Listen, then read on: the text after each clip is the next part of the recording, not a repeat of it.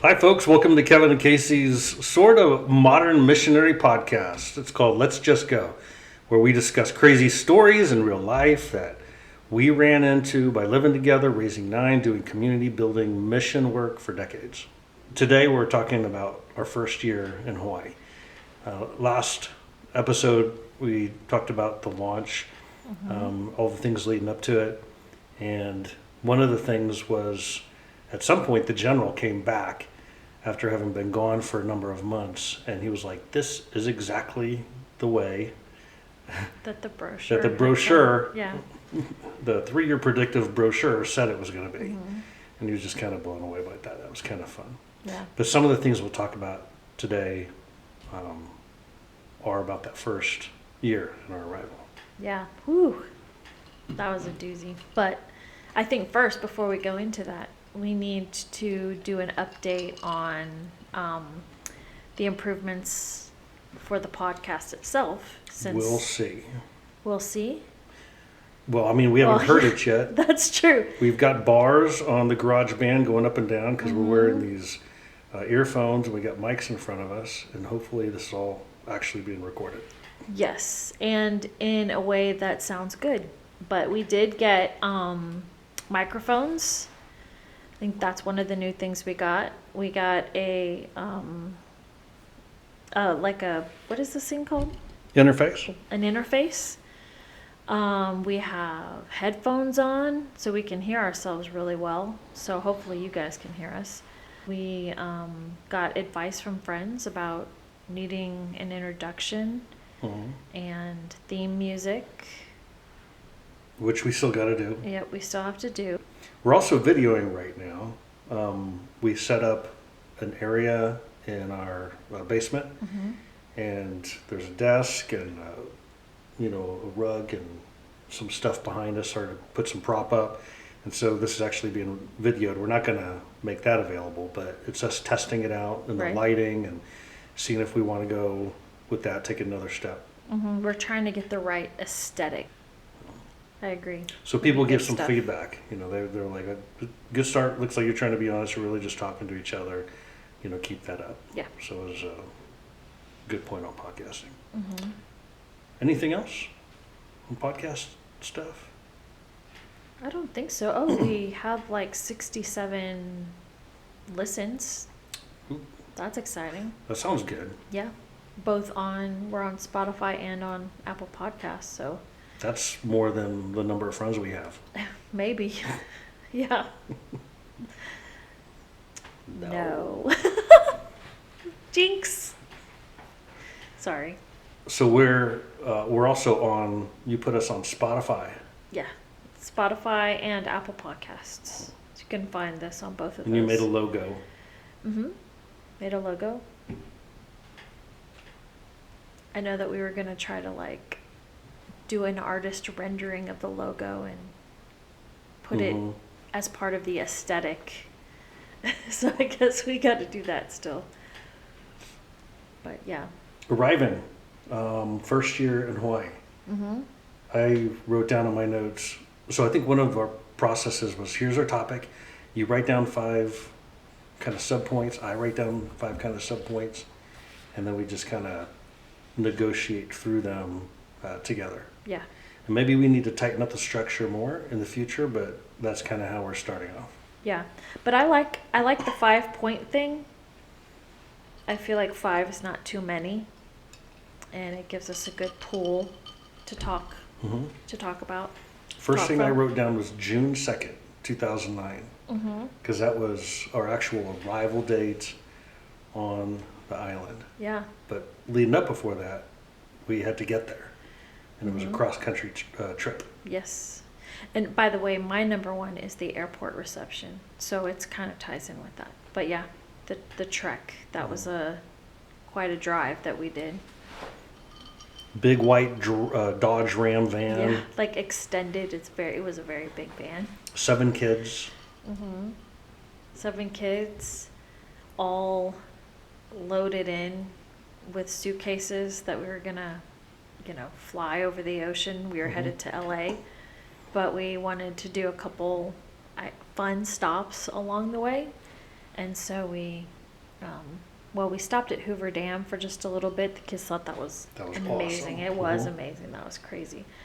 And then we went to the Grand Canyon, and that was exciting. That was a story. Yeah. I think the cool thing is that, your kids have never seen it before. They've only looked at pictures of it. Mm-hmm. And I don't know where we were, but we drove in a really weird way into the Grand Canyon. And so there was not like the visitor center or the, all the people. We were just driving, and you knew it was coming. Mm-hmm. And so we were like gearing up the kids. We're like, okay, guys, okay. Everyone was peeled. Yes, we're getting ready. When we come around this next corner, we're going to see it. How and big they is it? are like out of their seat belts. They're plastered against the wall. They're holding on to each other with such excitement. And then we really do come around a corner, and the Grand Canyon is like, bam. And they just start jumping up and down and hugging each other. I just remember they were kind of in shock. They were like, we thought we had prepared them, and they were kind of like, what? So big. Yeah. And we were headed to a campground. Mm-hmm. And we had 7 kids, all small. Oldest was David, 6th grade. 6. And yeah, 6. The youngest was Malia, who was 6 weeks. Just 6 weeks. So she was like a little baby. Little baby. And we were going camping with them. We were homeless, and we went and camped out at the Grand Canyon. With a stop at Walmart to get the essentials. Yeah. Mm-hmm. It was kind of crazy. It was like June 29th, the day before Memorial. Is that Memorial Day? It was May 29th. Yeah, right. But anyway, so it was still cold. Basically what I'm trying to say is it was still cold there. And it got cold, like freezing at night. And I don't think I was quite mentally prepared for that because you had a 6-week-old little baby. Right. And sleeping in a tent. With me stuffed in a sleeping bag with her, trying to keep her warm. Yeah, I kept feeling her nose, making sure it was staying warm. I would snuggle her, we cuddling. We were stuffed into the same sleeping bags. Yes, there were like 3 kids in a bag. And then you were in with Elijah, because he was little still too. Trying not to get hypothermia. Like the world inside of them and where we were headed, and the imagination was as big as a Grand Canyon. Yeah. And the whole experience was wide-eyed. That's the word that was kind of stuck in my head. In the morning, I got up and I went for a run, and I kind of ran to the outside of the campground. On my way back in, it was still early, everybody's still, trying to sleep. And throughout the whole campground, you hear this little baby, very young baby voice. Like a newborn baby cry. Like you gave birth to Malia in a tent at the Grand Canyon. Yeah, well, And people were coming out of their tents. They're like, what is that? And I'm walking through past different campsites, and people are like, do you hear that? There's just a little baby. Mm-hmm. And Malia's little, tiny, loud cry. Yeah. Was just breaking the silence through the whole campground. And we're like, we're on an adventure. Yeah.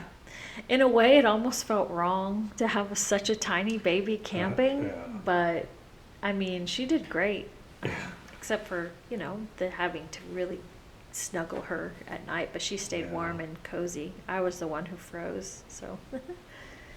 Jordan starting the fire. Yep. She wanted to I think she wanted to cook breakfast in the morning. The boys, I think they just kept on disappearing. Yeah. And the best thing, like the campfire coffee. I think that you got back and made me a cup of coffee. That was the best. I love campfire coffee. Yeah, and so then we went and we walked around the Grand Canyon on one of the rims. I don't remember, but it was like, I don't know, a bit of a hike, but it was like right along the rim of the Grand Canyon. Mhm. And the kids were just Oh, that's right. so in awe. The constant conversation was don't go past Yeah. the barrier, because we kind of kept doing that. Yes. Yeah. But then after that was to get to LA, Mm-hmm. and all these kids in the airport, all the bags. My mom flew in, Right. and she met us in LA. Mm-hmm. It was her mission to travel with us and to be there for the first number of weeks in Hawaii. Yeah. Oh man, you're right.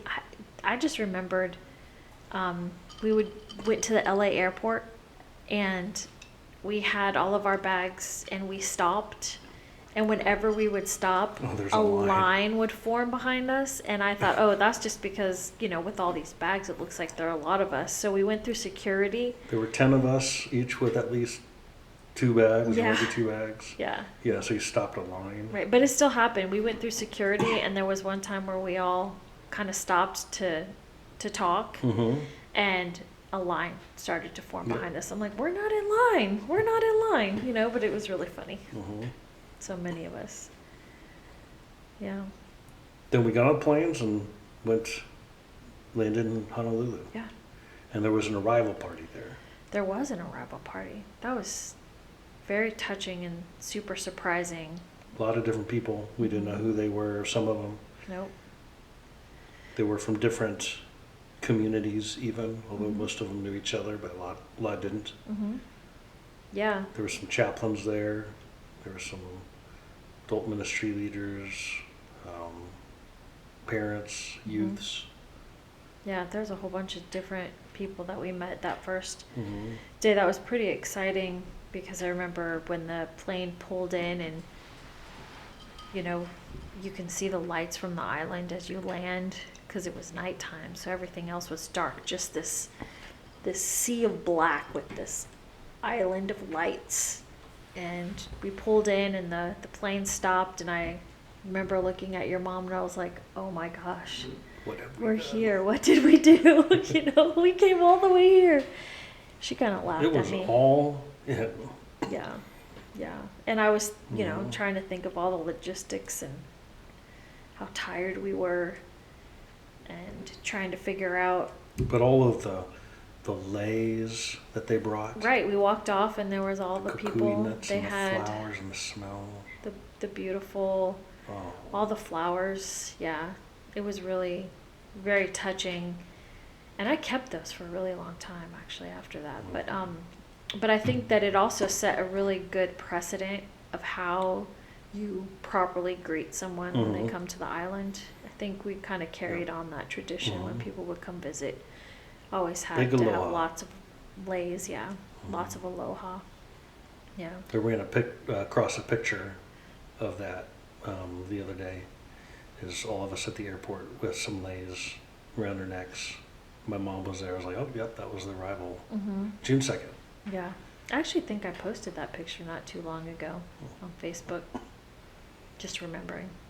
And then, of course, there was all this flooding in then of the aspects of the island. There's the smells, the flowers, the trade winds, that keep the island warm and rip Mhm. the hurricanes to shreds before they get to Hawaii. Yeah. And then the reverse Kona winds and the fog from Yeah. the volcano on the Big Island.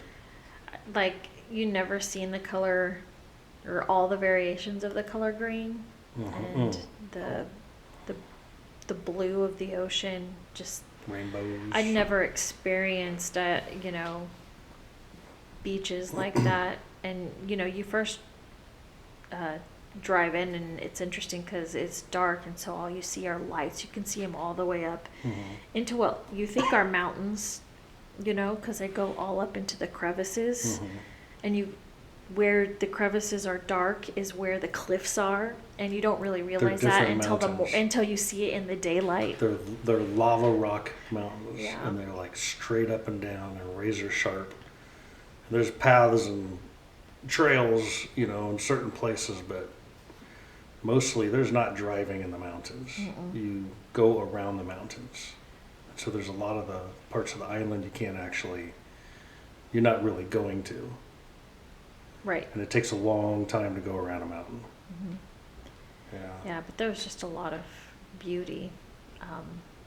Like first being introduced to it, all the rainbows. I think you said that, but lots of rainbows and Perfect all temperatures. kinds of different plants. Yeah, it's very cool. A lot of people ask, you know, what's Hawaii like? And I tell them it's like it's in the movies. It's like it is on the TV show. Mm-hmm. You know, aren't those just the best spots? I mean, a lot of people hunker down and they don't get out because it just, you know, that's not who they are.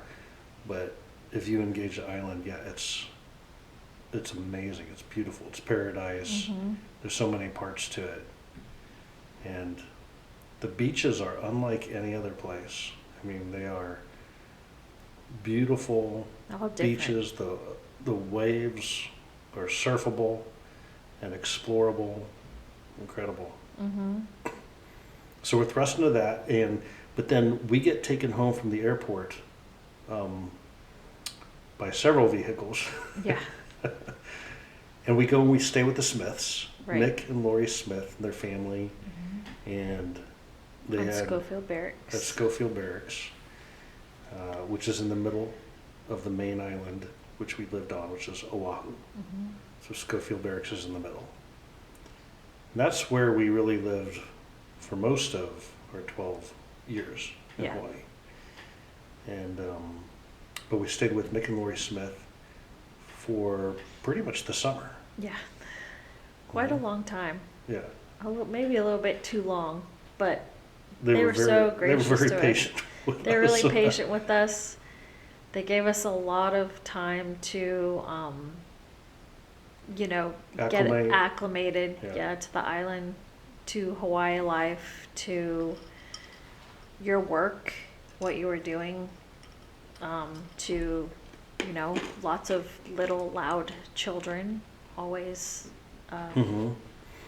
But they slapping were their feet about. very much like us in many ways too. They were Mhm. big into gatherings. They Very had parties, festive, yeah. Very active house. It loud was at perfect. night, music outside on the lanai Mhm. They even had guests while we were while we were guests. guests. Yeah, Boy, I was they like, loaded you that guys house. just go for it. Yeah. Mick had a kegerator with the kinds of beers that I like Mhm. the same beers, Mhm. and Oh, I'm- Elijah. I'm an avid barbecue connoisseur, and he is too. So we did a lot of, trading, Mhm. barbecue trade. Yeah, you were gonna say Elijah with the get to the kegerator. Oh, yeah, He was just how old was he? I don't know, like 15, 16 months Yeah. maybe. And he saw or learned how to work the kegerator, and there was, I don't know if there was a stool there, or he scooted up something where a chair where he could get up to it. And he had all those mugs. Yep, we were all talking, not really paying attention, and then walked through the kitchen. I think it was Lori, or it may have been Mick that found, was like, oh my goodness, and the kegerator, What he a had breach you opened have the made for tap. yourself. Yeah, he opened it up, and it was just free flowing all over the floor and everything, and it smelled like beer. He smelled like beer. I'm sure he had been drinking some beer, but he had cups there that he was filling up. And that was kind of cool. He was gonna fill up everyone's cup and give them some beer. And he was so cute. He didn't know what he was doing. Mhm. So it was just so funny. But yeah. At the Smith's house, eventually they had a parents' meeting that they hosted, and a lot of folks came over to meet us to find out what it was we intended to do there with the mission. Mm-hmm.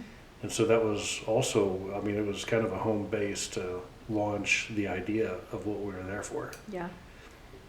And a number of people who later became, integral to the program showed up. But that was just a big time where we met a lot of key folks who were already, doing stuff. They were trying to get stuff going, or they had already gotten some stuff going, and we were kind of the first ever actual, kind of permanent mission that didn't belong to the military, but was there Right. to To establish a be permanent. focused on Right. doing youth Make ministry to something the that community. didn't just kind of come and go, Yeah. and to produce something systematic. But a lot of champions, we got to meet, Oh, during yeah. that time. Yeah, I mean, Mick and Lori Smith, of course, they just were supporters of ours, like right off the bat.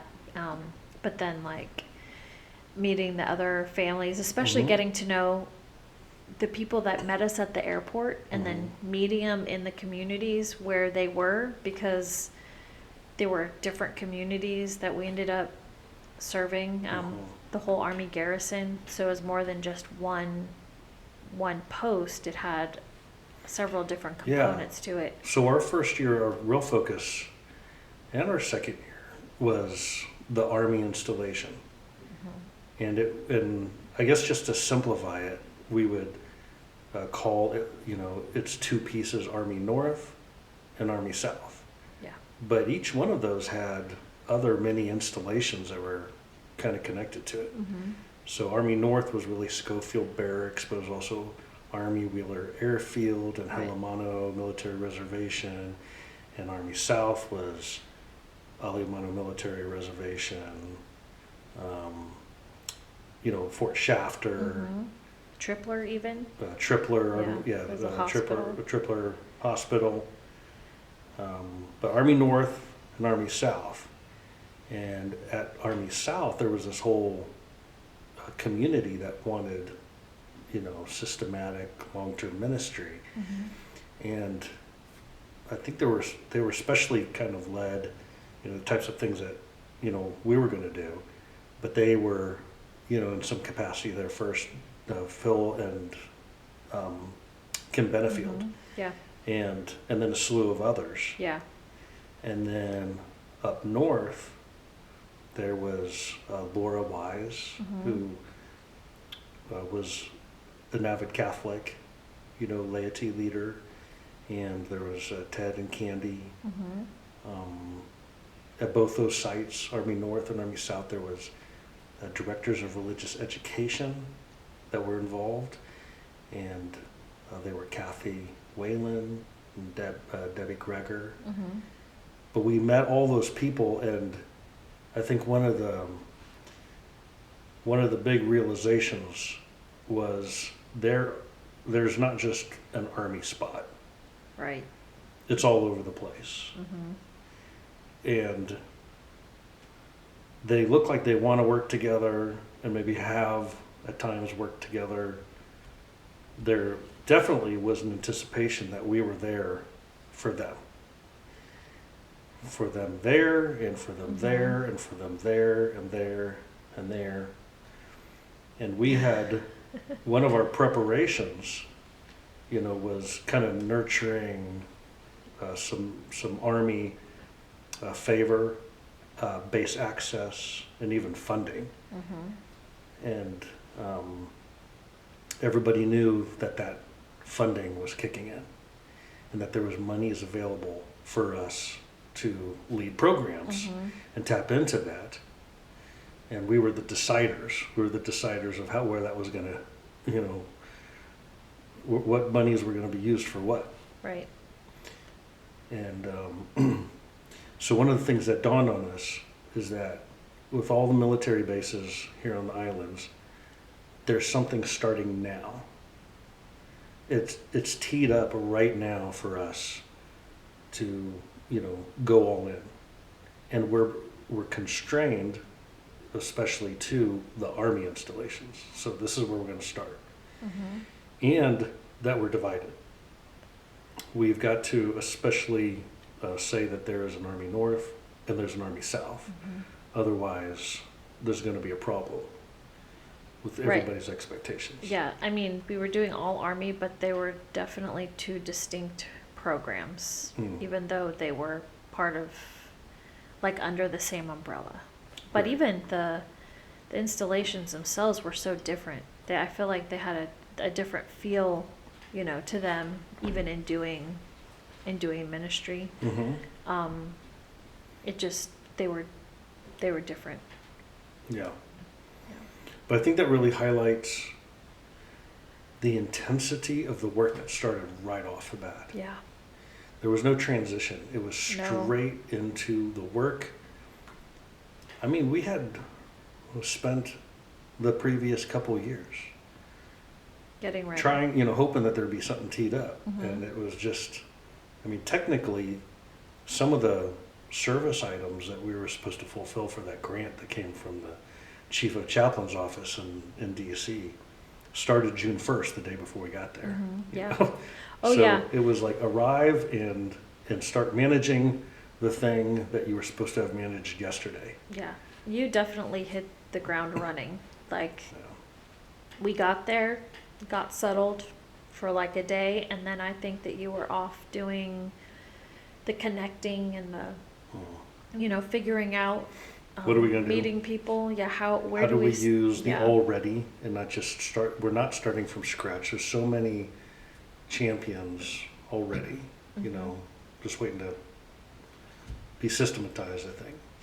Yeah. But then also, we built a connection with a Hawaii nonprofit organization. It's a Hawaii chapter of YFC. And they were based in Honolulu. So there's Army North, there's Army South, and there's the other side of Honolulu, in Waikiki, where their office was. And we were beholden to them because we made a deal. Yeah. And it was like, hey, we're trying to make money to survive here Mhm. and pay our bills. And they took on our family's health insurance. Yeah, that was huge. It's a big monthly chunk. And so what we ended up doing is kind of creating for them their first ever, military outreach, division by YFC Hawaii. Mhm. And it involved going to weekly meetings. It involved connecting with some schools. There was some publicity events so that people could get funding, Mhm. from the public. And then there were Yeah. some ministry events too. Yeah, and you were on the radio. Oh yeah, we brought, Mhm. several times, Yeah.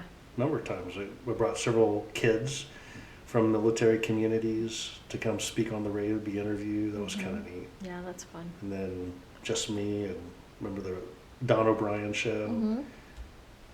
Yeah. It's a beautiful, what did she say? It's a beautiful day in the Hawaii Nay, I think. That's right. I think that's what she'd say. So there's these three different points that I am in a vehicle having to be. Mhm. Which we had to buy. We had We got had a to get a truck. vehicle. Yeah. So you We had used to. the funds from the big barbecue training event we had done in Mhm. Leavenworth. Yep. It raised funds about that truck. Mhm. And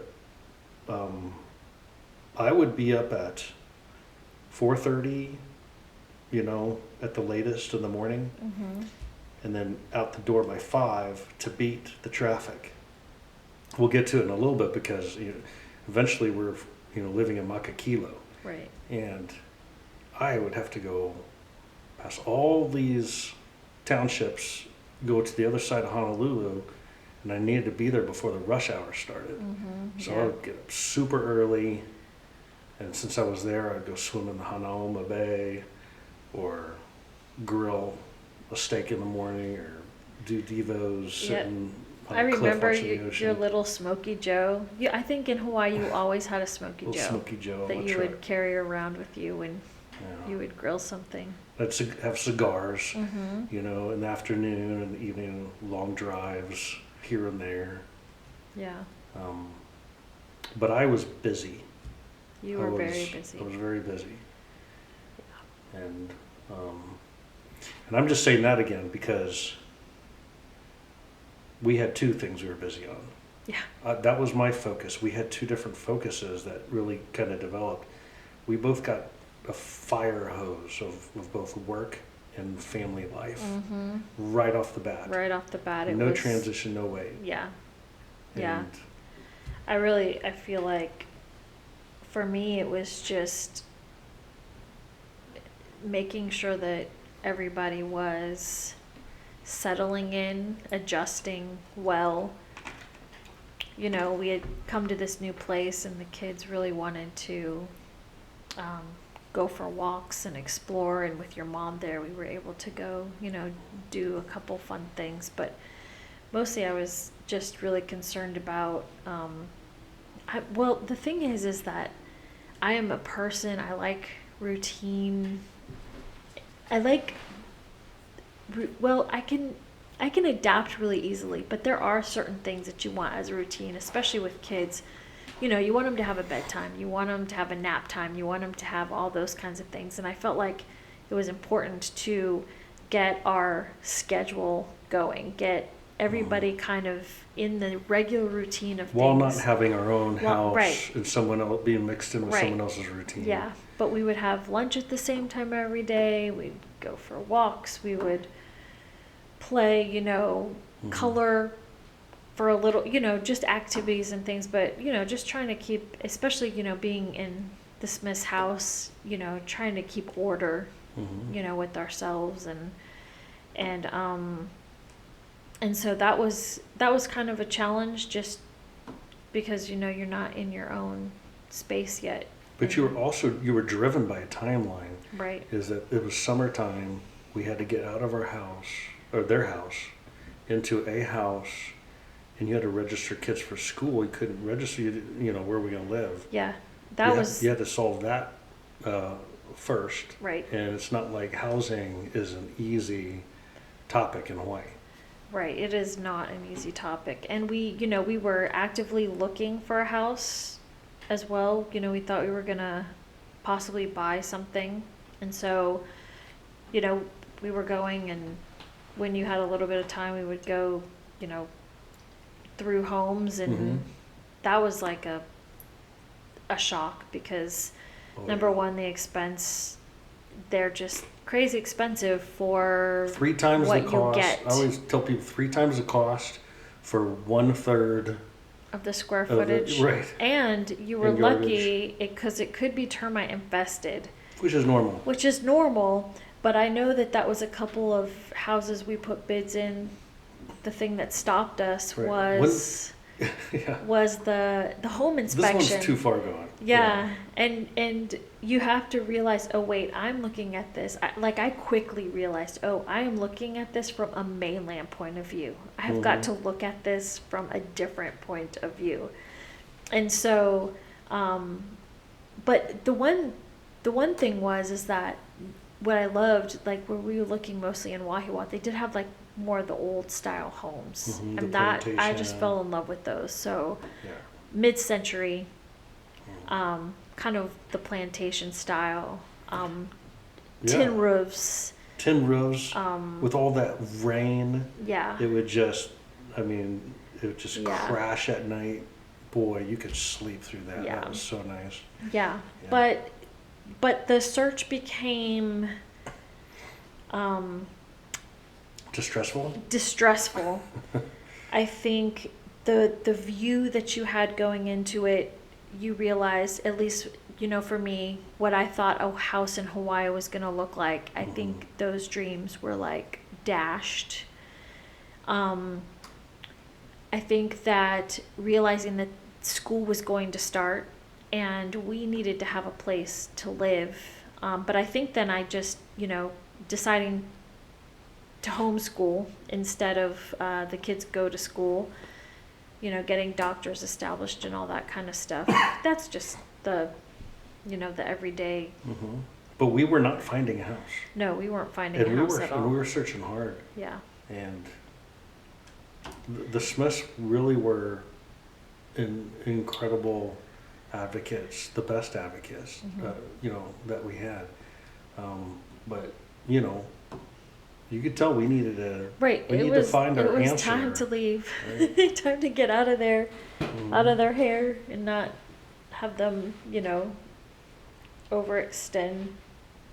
But it was just really kind of a distressing time. And so then we kind of transferred from finding a house to buy and So realizing let's just rent a house. And then that was hard too. And that was so hard. Oh my gosh. Everybody wanted to rent a house. Yeah. I think that people weren't believable too, because people they move to the islands and then they're like, yeah, I don't want to be here. And then they leave, and other people can't pay their bills, so they leave. And so we're new people. Then how long have you had a job? Well, I mean, we're doing this, we're just moving here. for it, and we're kind of the last on the list for folks to say yes. Yeah. And I know I wasn't helping the solution because I'm everywhere doing all these other things. Yeah. So it's you. Well, and I think what we ended up doing is we ended up moving out of the Smith's house and into a hotel. And I remember kind of trying to break up the time of doing a couple fun things, taking the kids to the beach. I think we went to the aquarium, but also then I was meeting people who were renting homes. I'd drive there and I'd make the kids stay in the van because, you don't want to freak people out because you have a lot of kids, but I was not having a lot of luck with that either. And I remember we drove in to Wahiwa, which is where Schofield Barracks is, and the town had a community park there. And I told the kids that they could play, so I parked there. But really, I had no idea where I was supposed to go because our time frame of staying in the hotel was over. And we needed to have had a house, and just wasn't finding anything. And I just felt this desperation in my stomach was churning, my heart was churning. These kids, they were just so happy. They just wanted to go play at the playground. And so they did that while I nursed Malia in the van. And I remember I just broke down and I just started crying because I was like, are we going to be homeless? All that we had was in our van. It's like, are we going to be homeless? Are we going to where am I going to find something? Where are we going to find a place to live? And it was a moment that I was just kind of cried out to God that we needed help, And so I finished nursing Delilah, I say Delilah because, Malia, and had a good cry, and then watched the kids play, and we all played, and then had them get back in the van. And then I guess while I was still in the van, I called a couple of places I needed, so I was trying to figure out, how to get people to answer the phone. And one of the guys answered the phone, and he said that he was having an open house at one of the rental properties, which was in Makakilo, and if I could make it there, then we could go through the house. And so I was like, okay, kids, get in the van, we're gonna go. And so we went all the way up to Makakilo, which is like the southwest part of the island. Yeah, southwest, the Waianae Mountains, but it's all the way up on the hill, or at the edge. And I'm like, oh my gosh, where is this place? But we get up there to this home on Nemo Street, and I go in and I meet the guy, and there's like 4 other people there, and we're looking at the house. And it was nice. It was small, but had everything we needed. It had 4 bedrooms, a pretty good sized master bedroom. It was more modern, it was like a modern home. It had a 2-car garage, which eventually became more living space for us. So it was out of desperation. I was like, this is beautiful. This is the most beautiful home I have seen. And so, I'm trying to keep my composure and not be like, oh my gosh, please, we're desperate. Give us this house. And so There's no way you're going to get this house. Yeah. And so, so I took the application and I had filled it out because I think he asked us to fill it out right away, like when we arrived. Yeah. And so then I was like, well, can I just go? My kids are in the van. I just want to go get them, show them the house, and I'm going to show you all of our problems. See, We've got 7 get kids to hear all and we their move into your opinions tiny about house. it. Yeah. And so they come in and they're like all excited, like, whoa, look at these floors and look at the walls. They're so bright. Because they were like lime green and yellow. And there was a lot of light in the house. And they ran up the stairs and like, there's 4 bedrooms. Everyone's just so excited. And come back downstairs. And the guy is like, oh my gosh, your kids are so good. He's like, look how happy they are. It's like, they're so good. They're brainwashing. And I'm like, yeah, we have good kids, they're really good kids. And he just. And they're wide-eyed. Yes. And Jordan was asking him questions. Oh my gosh. Jordan, Yeah. who's, 20 years old. Yeah. But she was 7 at the time. Yeah, just a little 7-year-old. Yeah. Talking to him like an adult. Right. And so you could see the compassion in his eyes, and he's like, let me tell you, just sign right here, and I'm going to check your references. Right. And he said, if they all check out, then you can move in. And I was like, really? Like, I was really stunned. I was like, are you serious? He's like, yeah. I said, oh my gosh, that would be awesome. And I think he called me the next morning and said that we can move in to the house. And that was like the biggest sigh of relief to know, you had like a home base now, a home base. I missed all that. I'm running around trying to, capitalize on everything that's teed up for us, mission-wise. And you've got those moments. Yeah. But they're so special. I mean, for one, your alone moments, but then also the kids save the day like they do, It's good.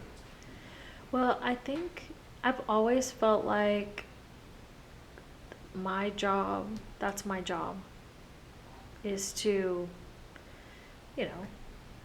be the mom. And let the kids be the kids. Right, let the kids be the kids. And partially, your job is your job, and my job is to take care of the home and family so that you're confident in that and secure in that so that you can do your job. So, I take that very seriously. All right, just for the record, I never assigned those roles. No. That's just us, right? Right, yeah. Yeah, that's us. Yeah. Yeah. So we got Makakilo, and so Makakilo is in a different place. Now we got 4 spots on the island. Yes, and There's Army Makakilo's North. out of the way a little There's bit. Army South. Yeah. There's Army North, middle of the island. Army South, Pearl Harbor Right. area. Honolulu is the southeast corner, and we're on the opposite of the south end of the island. Southwest corner, Makakilo. And it's kind of the start of the big ridge of the Waianae Mountains. And we're up on that ridge. Yeah. And 4 parts very spread out, not to mention we like to go to the North Shore, so there's another one. But you could, not far from, just a short walk from our front door, you've got views of half the entire island. Beautiful views. Yeah. Yeah, It's the like kids Jurassic Park. The kids would go up there, and so it was like not really a cliff, but it was like at the top of a hill, and then there were trees. Not trees, They were like cliffs. bushes. They just had growth on them, so it didn't look like a cliff.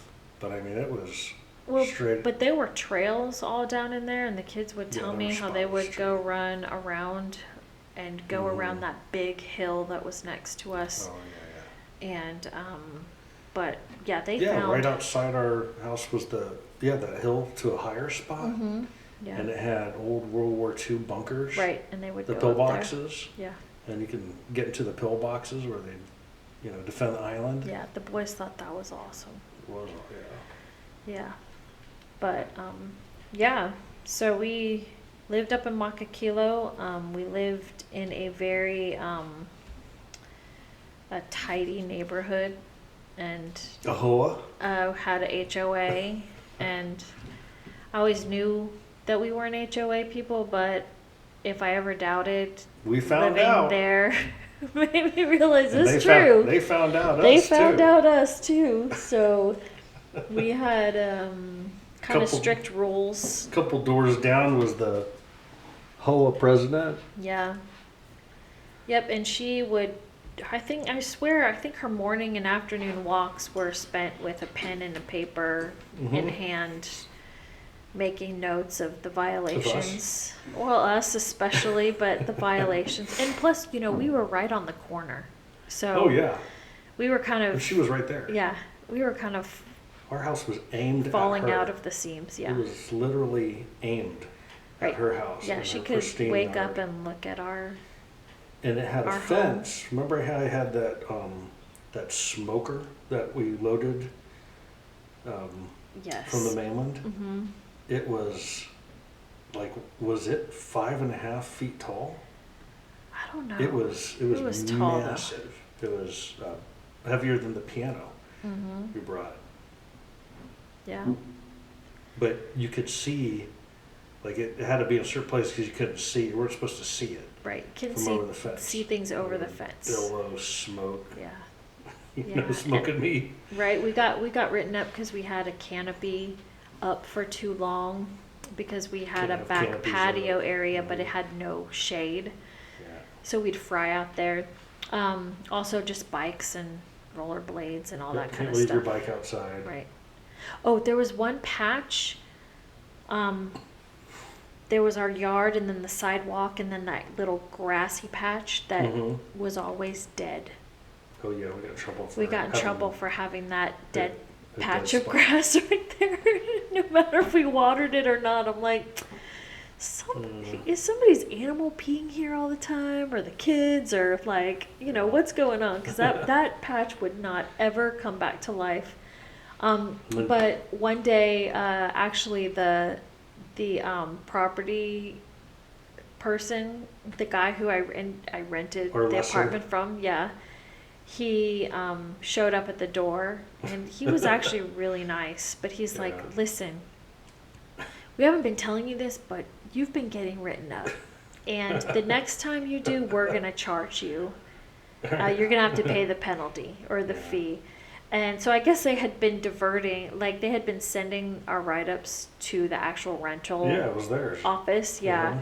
And so they had been paying the the fees or penalties or whatever, and but I mean it wasn't, We weren't too bad. crazy. It's just, we just weren't there's a HOA lot of people. us, right? And Jordan, of course, she would take her, shoes off and she'd be barefoot all the time. And she'd use that. So she'd cross the street and she made sure she walked down the middle of every person's lawn, Mhm. which is another violation. Violation. Not allowed to be. Violation. Do not walk on the grass. And with her doing that, that's, the second or third lawn she would go on was that HOA president's lawn. Mm-hmm. And she's like, "Excuse me, your daughter walks across my lawn and she's not allowed to do that." And I said, "Oh, she's, no, it's Jordan. She's allowed to do that." She says, "No, actually, she's not allowed to do that." And I said, "No, actually, she is." And fortunately, that didn't go any farther because Jordan befriended her. Right. Yep. I remember one day looking out the window, and there Jordan is walking by her lawn. And I think at this point we had talked to Jordan about that a little bit too, and Jordan knew who the lady was, but it didn't stop her. She would just walk right in front of that house. And I think the lady had scolded her, and little girl, 7-year-old, this mature lady who has a president's role. And after she scolded her, Jordan was like, okay. And then she said, oh, I love your dog. And then disarmed. Yep. And then she bends over and she starts petting the dog. And of course, this is Jordan telling me this story, after it happened, because I was like, oh my gosh, I saw you over there. Were you getting in trouble? And she's like, no, Mom, you were talking about whatever the dog's name was, and he's just so cute. And actually she did. She ended up befriending this lady, and her heart was like softened to that. And I don't know if we got written up anymore after that. But we never got any notice of being written up. Yeah. So of course, I think we also improved our behaviors, but yeah, we did. But that Makakilo experience on Nemo Street, that was a whole thing. We moved in. It was like nobody lived there. I mean, you saw the cars show up at night, and they went inside. They never, the cars were outside. They didn't park them in the garage. There were no kids outside. Everybody lived in their house. Yeah. And in their pristine, spot. And our kids were outside. Yeah. all running the time, around, playing tag with each other, almost getting run over, yelling at each other, and you're just like, oh my gosh. And then they started, get little glimpses, of others. And I remember I think we were having a dinner together, and they were like, oh, there's no kids here, or they're in their house, or we don't. And I just mentioned, well, have you thought about going and knocking on doors and being like, hey, are there any kids in here? And like, oh, that's a good idea. And then they did that. They started going to doors and knocking on them. I think they knew who was right. who was where. It was in that cul-de-sac around the corner. They had their eye on. Yeah, they knew where they were, but yeah.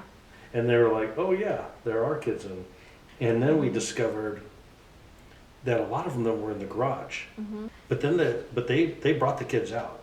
And by the time we left there, Makakilo in our neighborhood was, not all of Makakilo, but our neighborhoods, the kids were outside. Yeah. And they were biking and different. playing with each other, being each other's friends, and being beyond the house. And they really, kind of were probably the main thing that transformed all that. Yeah. So there's this Firehose, and I think that was, we were kind of talking about before this, there was this Firehose of both work teed up already, the mission work, and then also these compelling life things that we had to be thrust into and solve right away. And there was a Firehose of both of them right away. Yes. And you and I kind of had two different experiences in that. When we were prepping, what our topic might be for this originally the other day, remembering some of the story, we got into a fight because of just some memories. Yeah. And we were like, okay, well, we're definitely not going to sit down and talk through this on a podcast we today. ended up not doing the podcast, and probably, I don't think we talked the whole rest of the day. No. Really? No, because it wasn't the fight. It was, these stories that we're going to talk through, or that we already started, are going to be, revisiting stuff in ways that we hadn't. This really is a time for you and me. Yeah. And I think there was a lot of maybe some reconciling of some stories, Mm-hmm. but also just tapping into what's really, thankworthy, celebratory, a lot Yeah. of really cool things. Mm-hmm. So our first year, a big piece of, I guess what we're kind of going through here is that there was this summer, and back to some of the ministry and the mission build up, we were building up to that school year starting. Right. The and kickoff. The kickoff. Right Yeah, we before were school going to do started. a big kickoff. Right. We wanted to, folks were like, what is this? What's this? What are you guys trying to do? What are you trying to be? And that was a jam-packed summer. And I think we Mhm. introduced some ideas and some things that people had a big question mark about. We took a lot of the folks that were volunteers already, and they were new ones, and we were like, okay, let's start doing some trainings. And they're like, trainings, and we actually had these big formal training seminar. Mm-hmm. And we published stuff and we went through it, and they're like, yeah, we never did this before. And that was one thing that was intriguing to everybody. It's always been a big part of what we do. Yeah. Is developing the leaders, Mm-hmm.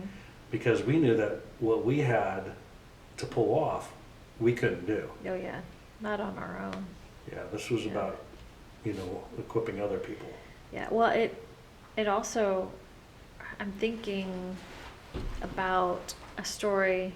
Well, we just mentioned it in one of the previous episodes about the recon that we did, and we sat there in the food court, Mm-hmm. and we had the one chaplain tell us that they didn't need anything like that, Yeah. and that they had it covered, and that they didn't really see the need, and just that what was surprising about that to me is that as we were sitting in the food court, it was full Filled of with- teenagers. Yeah, right. And to me, I always was like, okay, well, but these are the kids that None of them have anything. Yeah, they're, There's yeah. a lot. Yeah, there's thousands and thousands Yeah. here. Yeah. And, there are some that aren't, getting anything. Mm-hmm. And so when we did the kickoff, I just was so blown away by the amount of teenagers that showed up, Mhm. like excited Yeah. to be a part of something And the build that was up- new. The build-up, a lot of the reason, I think a lot of the work was teed up, and that was a surprise to us, but I think it was a surprise to people there too, is it looks like, boy, this is just gonna start with a bang. Mm-hmm. And I remember, I think maybe Debbie, who was the Director of Religious Education for the Army North community, she said a comment I've always remembered. She said, Kevin, your reputation arrived here long before you arrived here. Mm-hmm. And there was work that we had done before, but also, what we had done in other places. The organizations that we worked with, we had the biggest programs in the world for them. And, they did a little research on us, and I don't know if all of it was positive, Yeah. I think some of it also is like, well, what's he like to work with? Mm-hmm. And we've always had a mind of our own when an obstacle arises, and it's always because you go for it. Yeah. And obstacles are, God closes the door, but he opens it, break down the door. But things were teed up, and people saw it, and we pushed even more. And like one of the things that was big, like that food court, is where are people? They're in the food courts, Mm-hmm. and they're holed up in their homes, Right. or they're at the skate park, and they're at the basketball court, and they're walking in between these areas, seeing if something's going to happen. Mm-hmm. And one of the things I did was I got coolers of watermelon, and we're like, how do we do outreach and let people know that we're going to be starting something, and there's no, start of it until we say so. And so I'd bring coolers of watermelon, and people would ask enough questions. I'd have a basketball, a frisbee, and through the summer, they were like, he's the watermelon man. And then we would cut up watermelon. We all ate watermelon. Watermelon makes everybody happy. That and barbecue, and that grew this crowd of, of youths and interested, helpers in areas that were not, thought of as ministry forums. And that just kind of grew and grew and grew. And I remember one story. There was a group of kids waiting for me to arrive, and we were going to play ultimate frisbee. And Laura was out there, the Catholic laity leader. Her and I really were kind of partners in launching everything. She was awesome. She was co-founder of that launch and things that followed, and was there before I was, too, doing things. But she kind of had her. I gotta tell the story. She had her back to me, and they all saw me coming, and I walk up finally, with my cooler of watermelon. She goes, "Where's the child?" I was like, "Is she talking about me?" Yep. And you could tell from all the reaction there. Everybody's like, "Yeah, that's your nickname when you're not." No. When you didn't know. Yeah. But I tell the story because she and I had a relationship that worked together to build these things. And she allowed me to imagine things and to, hey, we should do this and we should do this. What else should we do? We should do this. And then she would turn in purchase orders, and she would get buses, and she would send out email, notices, and she would, put everything together. And those are the kind of, partnerships that we had that, kind of build stuff. Yeah, no, that was super important, that relationship with her.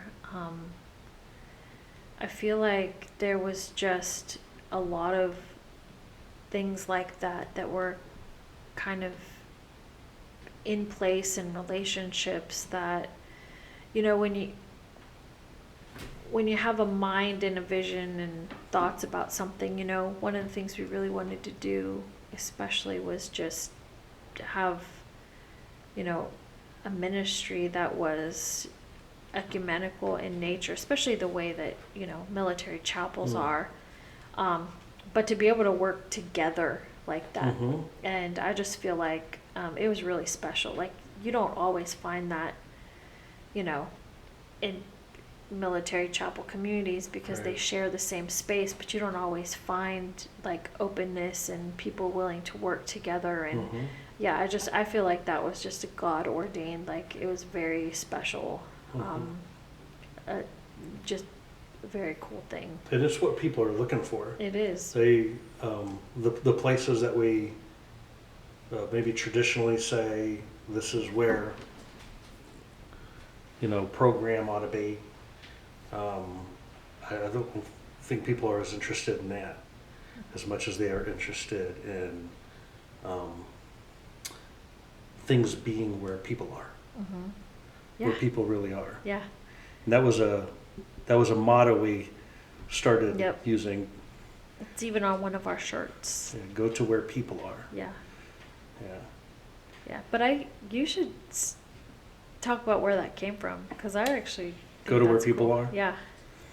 It's the movie Unbreakable. Yeah, Unbreakable. With Bruce Willis, where he is a superhero and he doesn't know it. He's like, okay, what do I do? Now I discovered that I am a superhero.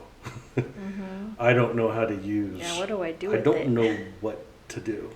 Yeah. All I know is it's available. I've got it. It's got to grow. Mm-hmm. And his mentor says to him, he says, what do I do? What do I do now? And he says, go to where people are. And I was watching that, I think, with some buddies, and they're like, oh, yeah, go to where people are. Yeah. So what he does is he goes to a busy forum. He goes to, not where he was, but he goes to a train station, or it's a bus station. It's a big station. Crowded people who don't know each other. They're just on their way to something else. And he just stands in the middle, in the way.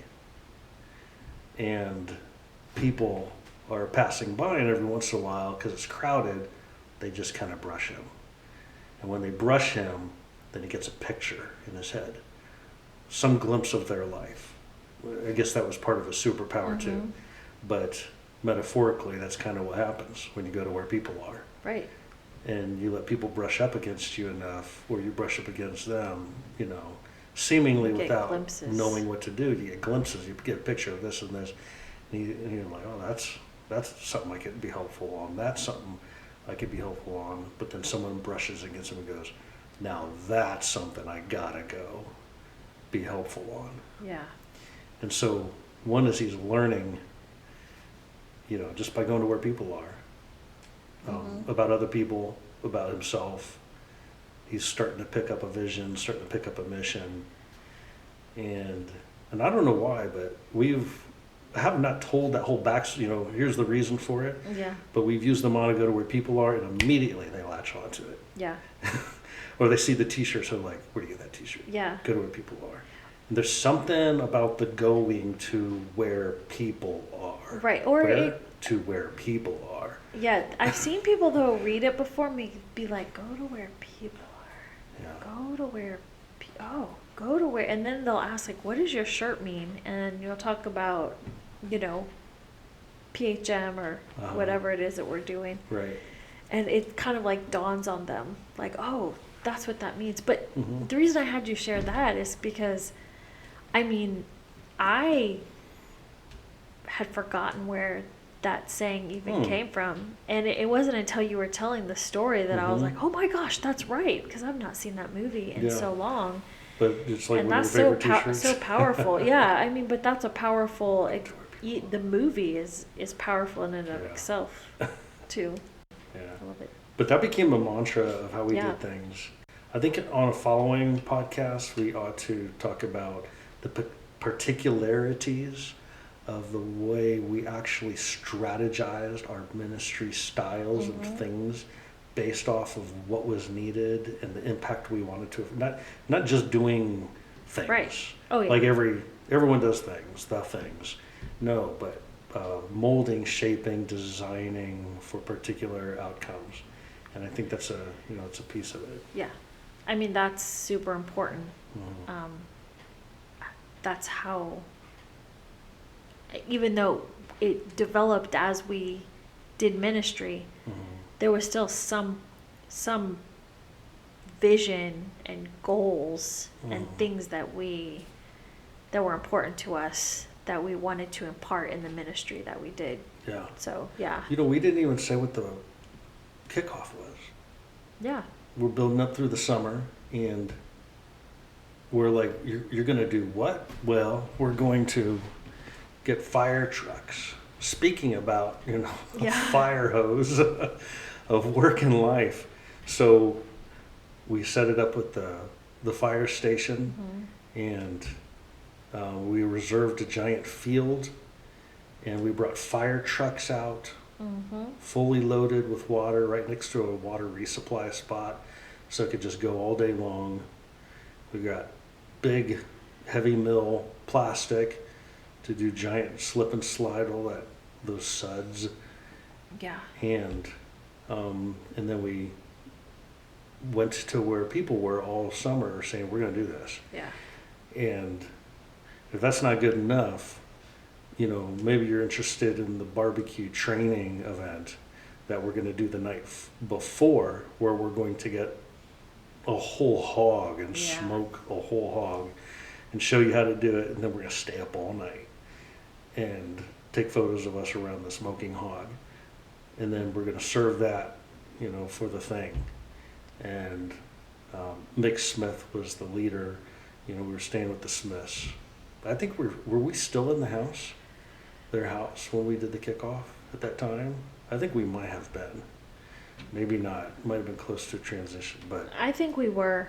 okay. Yeah, I think we were, because I think that was more towards the beginning of August, and we Okay. moved out like mid Mid-August. August, Okay. yeah. But he was the leader on that, and the boys, especially the older high school boys, Mhm. and the fathers, Oh yeah, the they love that. dads, wanted it. They were out there. It was a big deal, and we smoked a whole hog, Yeah, that was cool. and we brought it out. We had loud music, and there were a bajillion youths Yes. that came from everywhere. And parents too that were there Mhm. just hanging out, and it was just like such a cool. Was it Hannah Vogt that Atmosphere. was the photographer? Yeah. She was just an incredible photographer. Mhm. And I remember going through all of those, and it was the smiles. Yeah. They were laughing and smiling. It was just life, Mhm. life. Yeah. And also, I think it was validation, Oh man. encouragement for all the hard work that really even started before we got to Hawaii, but then hitting the ground, Mhm. like you said, the fire hose of like life and work, and knowing that we have to go forward, and planting our steps one foot in front of the other, and you having the vision and just all the tasks that you had to do, on that side, and then making sure that our family got settled and everything. It was, for me, I was like, yes, it was kind of like, a nod to like, yes, this is The 3-year brochure. this is the picture. Coming true. This is the 3-year brochure is coming true. This is it, and you can do it. And I've given you all of these tools, and all of these people, and resources, and my blessing. Mhm. Just you Yeah, guys can do it. I think God wants those things to happen. He Yeah. wants big things Oh, to happen. yes. And I think He likes He it. wants us to go for big I things. think He wants us to go where people are. He wants us to go see the Grand Canyon. He wants us to put our neck on the line. Mm-hmm. He wants us to stick it out when we get a fire hose, to our face. Yeah. Maybe a little bit too much to handle at the moment, but Yeah. um, A little overwhelming, but yeah. well, I think that's a good wrap for this segment. Yeah, me too. All right, if you're listening, thanks for being our listeners. We'll catch you next time. Yep. Bye. Peace out.